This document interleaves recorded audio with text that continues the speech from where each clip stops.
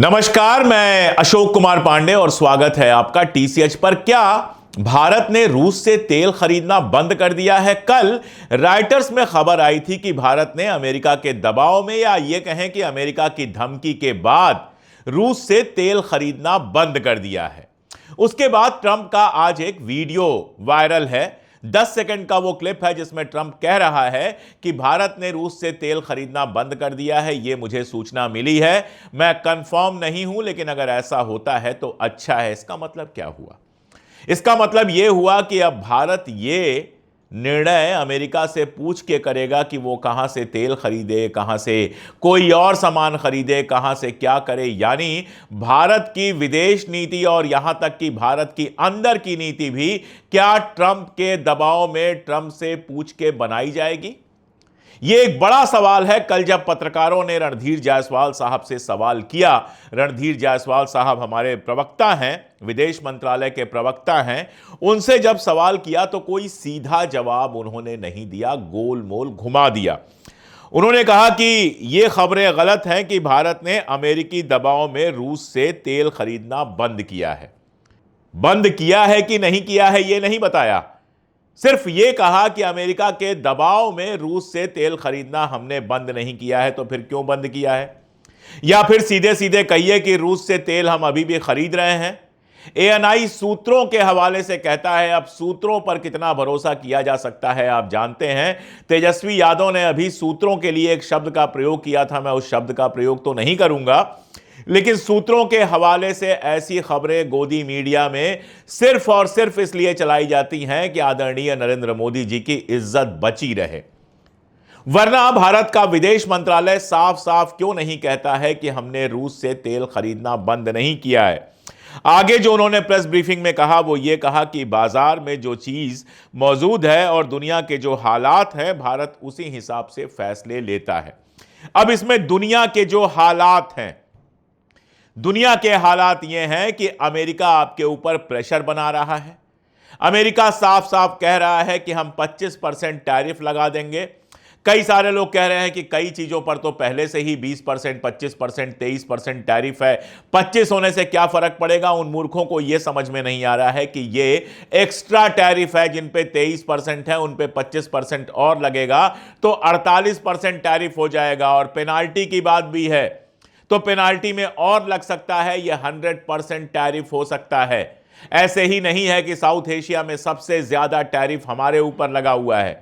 पाकिस्तान के ऊपर हमसे कम टैरिफ है, बाकी मुल्कों के ऊपर हमसे कम टैरिफ है। इंडिया के ऊपर 25% का टैरिफ लगाया है, इजराइल के ऊपर उसने सिर्फ 15% का टैरिफ लगाया है। यह ऐसे ही हवा में नहीं है, तो जो बेवकूफ बनाने की कोशिश जनता को कर रहे हैं वो तो कम से कम छोड़ देना चाहिए।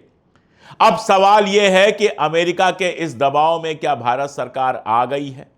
अभी तक मोदी का कोई बयान नहीं आया है। अभी तक भारत सरकार का सीधे सीधे कोई बयान नहीं आया है। गोदी मीडिया जो कल तक ट्रंप के पूजे कर रही थी, सुशांत सिन्हा का एक ट्वीट आपको याद होगा जो ट्रंप ने सिग्नेचर किया था और लिखा था मोदी इज ग्रेट। और अब सवाल पूछ रहा है गोदी मीडिया की कौन होते हैं ट्रंप? ट्रंप वही होते हैं जिनके सामने तुम लोग बिछ जाते हो, जिनसे मोदी जी अगर गले लग जाते हैं तो उसको तुम लोग नेशनल न्यूज बना देते हो। कल तक ट्रंप के लिए हवन करवा रहे थे।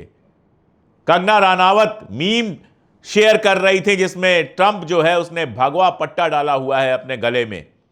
ट्रंप जो है वो ऐसा लग रहा था कि अमेरिका का नहीं, भक्तों का राष्ट्रपति चुना गया है।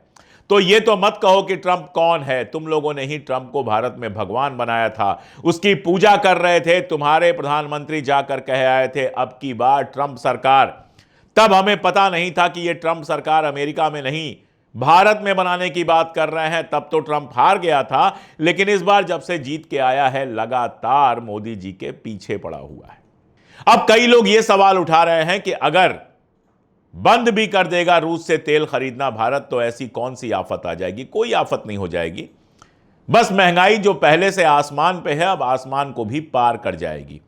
जो चीज 10 रुपए में मिलनी चाहिए 15 में मिलती है, 25 में मिलने लगेगी, 30 में मिलने लगेगी। अमीरों को कोई फर्क नहीं पड़ेगा, जो फर्क पड़ेगा वो गरीबों पर पड़ेगा। भारत सरकार को कम से कम आगे आकर यह कहना चाहिए कि हम रूस से तेल खरीदना जारी रखेंगे या फिर हमने रूस से तेल खरीदना बंद कर दिया है। अब ट्रंप ने एक हफ्ते की मोहलत दे दी कि 7 दिन दिए, 7 दिन के अंदर अपना फैसला ले लो वरना ये नीतियां लागू हो जाएंगी। 7 दिन को गोदी मीडिया ऐसे दिखा रहा है जैसे ट्रंप झुक गया है।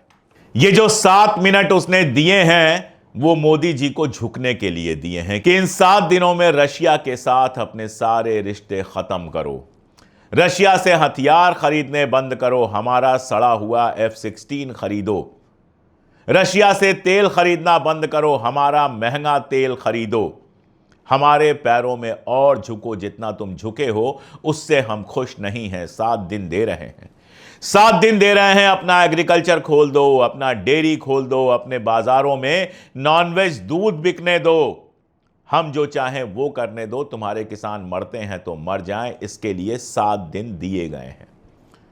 बहुत सारे सवाल हैं, आखिर मोदी जी और भारत सरकार क्यों चुप है? क्या कहीं इसलिए चुप हैं कि अडानी जी का मामला फंसा हुआ है अमेरिका में, कोर्ट केस फंसा हुआ है जिसमें प्रत्यर्पण की भी मांग की जा सकती है, इसलिए फंसे हुए हैं?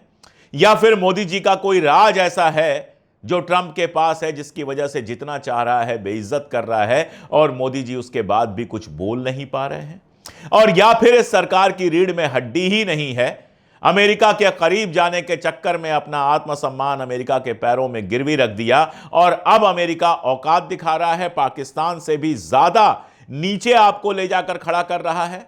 ट्रंप ने कहा कि Indian economy is dead, Russian और इंडियन इकोनॉमी को डेड कहा और उस पर पूरा गोदी मीडिया जो है वो इकोनॉमी की क्लास लेने लगा, इकोनॉमिक्स सिखाने लगा पूरी दुनिया को, हमारा ये है, हमारा वो है, जीडीपी की बात करने लगा। अरे भाई, इतना बड़ा देश है तो ग्रास तो हमेशा ज्यादा होगा, जरा बात करो पर कैपिटा इनकम की, तुम्हारी क्या हालत है?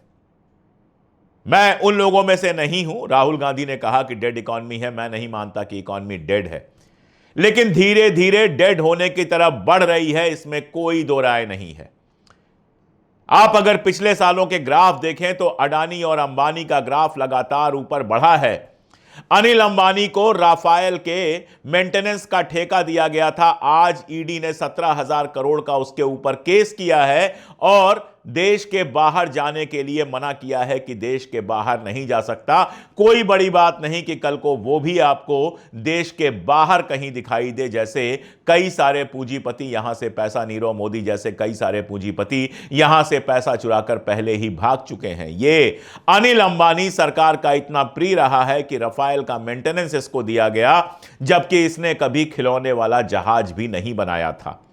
अडानी को उठा के सारा कुछ सौंप दिया गया और अब पूरी दुनिया में अलग अलग जगह अडानी के खिलाफ कहीं आंदोलन चल रहा है, कहीं अडानी के खिलाफ केस चल रहा है। यहां तक कहा जा रहा है कि ब्रिटेन जो गए हुए थे अभी हमारे नरेंद्र मोदी जी, वो भी अडानी के चक्कर में ही गए थे। क्या सच है क्या झूठ है मैं नहीं जानता, लेकिन मैं इतना जानता हूं और दुनिया भी जानती है कि जहां जहां मोदी जी जाते हैं वहां वहां अडानी को बिजनेस मिलना शुरू हो जाता है, उसका बिजनेस शुरू हो जाता है।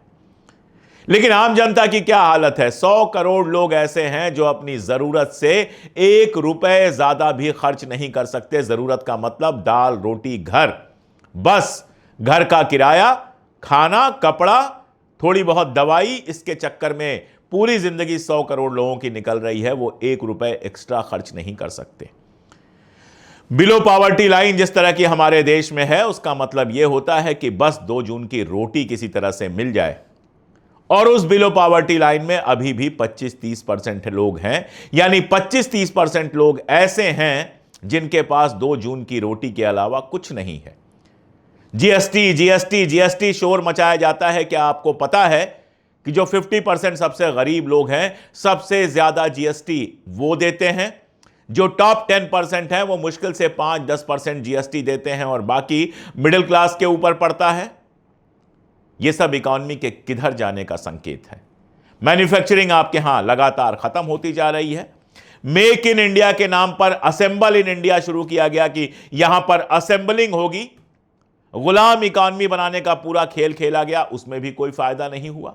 एप्पल को लेकर जो तमाशा हुआ, जिस तरह से एप्पल को धमकी दी ट्रंप ने, वो आपको याद है।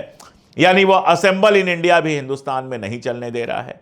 जीएसटी, नोटबंदी और तमाम सारी जो नीतियां बनाई गई उससे गरीबों को और आम लोगों को कितना फायदा हुआ ये आप अच्छी तरह से जानते हैं। बेरोजगारी का क्या लेवल है ये भी आप अच्छी तरह से जानते हैं। एसएससी जैसा एग्जाम जो बिल्कुल एक साइकिल में हुआ करता था, जिसका टाइम टेबल बिल्कुल फिक्स था, उस एग्जाम की हालत यह है कि 3 लाख लोगों ने एग्जाम दिया, 55,000 ने शिकायत की कि गड़बड़ियां थीं। उस एजेंसी को दिया गया ठेका जो पहले से ब्लैकलिस्टेड हो चुकी थी, और उसके बाद जब छात्र सड़क पे आते हैं तो उनके ऊपर लाठीचार्ज होता है। सरकारी नौकरियों की बात ही छोड़ दीजिए, एग्जाम निकलता है, पेपर लीक होता है, कभी कोई तमाशा होता है, कभी कोई तमाशा होता है। नौकरियां प्राइवेट सेक्टर में जो मिल रही हैं वो कैसी हैं आप अच्छी तरह से जानते हैं।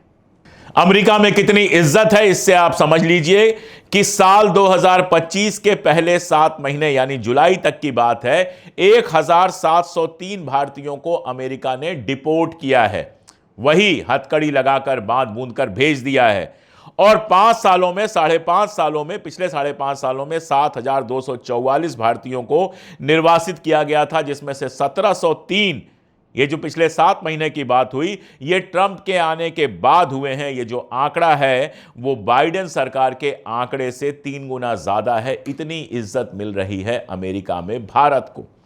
भारत के प्रधानमंत्री जाते हैं तो ट्रंप लेने भी नहीं निकलता है, उनको रिसीव भी नहीं करता है, और उसके बाद ट्रेड के नाम पर लगातार जो है आपके ऊपर प्रेशर बनाता है। आप बयान देते हैं कि भारत और अमेरिका के बीच रक्षा संबंध मजबूत हुए हैं। ये रक्षा संबंध मजबूत होकर हमको क्या मिल रहा है? पाकिस्तान के साथ आपकी स्कर्मिश हुई, झड़प हुई, चूंकि भारत सरकार ने उसको युद्ध नहीं कहा था तो मैं भी युद्ध नहीं कहूंगा। क्या अमेरिका ने किसी तरह की सहायता की आपको? चाइना पूरी तरह से खड़ा था पाकिस्तान के साथ, क्या अमेरिका ने आपकी कोई सहायता की? अमेरिका ने तो आईएमएफ से पाकिस्तान को लोन भी दिलवा दिया, संयुक्त राष्ट्र में उसको आतंकवाद से संबंधित 2 ग्रुपों में जगह भी दिलवा दी, एक का प्रेसिडेंट बनवा दिया, और पाकिस्तान का नाम कहीं नहीं आने दिया। क्वाड जो बना था चाइना के खिलाफ, उस क्वाड की मीटिंग में भी, उस क्वाड के जो प्रेस कॉन्फ्रेंस था या जो प्रेस ब्रीफिंग थी, उसमें भी कहीं पाकिस्तान का नाम नहीं आने दिया अमेरिका ने। कौन से रक्षा संबंध मजबूत हुए हैं? क्या मिल रहा है आपको अमेरिका से? अपने कूड़ा F-35 वो आपको टिकाना चाहता है, जिसके बारे में ट्रंप ने कहा था कि ये फ्लाइंग कॉफिन्स हैं, उड़ती हुई कब्रें हैं, वो आपको टिकाना चाह रहा है। विदेश मंत्रालय के जो बयान आ रहे हैं उसमें कहा गया कि F-35 को लेकर अमेरिका से कोई चर्चा नहीं हुई है, लेकिन यह नहीं कहा गया कि हम F-35 नहीं खरीदेंगे। आप इंडिया ने सूत्रों के हिसाब से खबर चला दी कि भारत ने F-35 खरीदने से मना कर दिया है। अरे भाई, अगर मना कर दिया है तो विदेश मंत्रालय यह बात खुल के कहे, हम तालियां बजाएंगे कि कूड़ा खरीदने से मना कर दिया है भारत ने।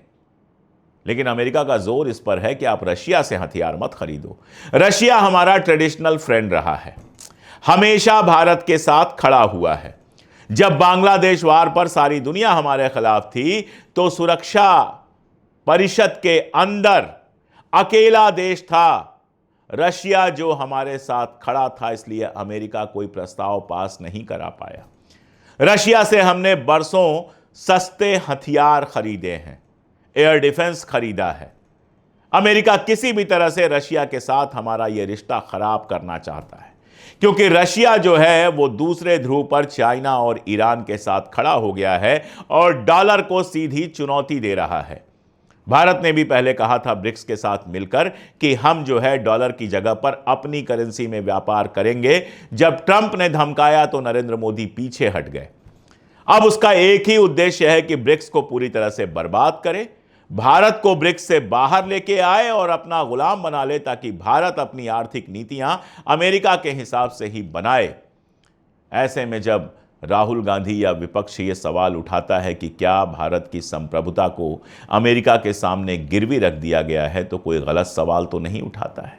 आखिर क्यों नहीं सामने आकर प्रधानमंत्री या विदेश मंत्रालय के प्रवक्ता ही सही साफ साफ कह देते हैं कि मिस्टर ट्रंप, आप अपने देश की चिंता कीजिए, हमें कहां से क्या खरीदना है, किसको क्या बेचना है, कौन सा हथियार खरीदना है, किस तरह की नीतियां बनाना है, यह हम तय करेंगे। हमारे लिए हमारे किसान, हमारा डेयरी उद्योग, हमारी सेना ज्यादा इंपॉर्टेंट है, आप ज्यादा इंपॉर्टेंट नहीं हैं, जो करना हो कर लीजिए। इतना ही तो कहना है। लेकिन ये कहने की हिम्मत क्यों नहीं हो रही है भारत सरकार में? क्यों विदेश मंत्रालय सीधा सीधा बयान नहीं दे पा रहा है? ये आप भी समझते हैं और हम भी। आप जो समझते हैं कमेंट में लिखिएगा, हमने जो समझा वो बताया। आज के लिए इतना ही, बहुत शुक्रिया।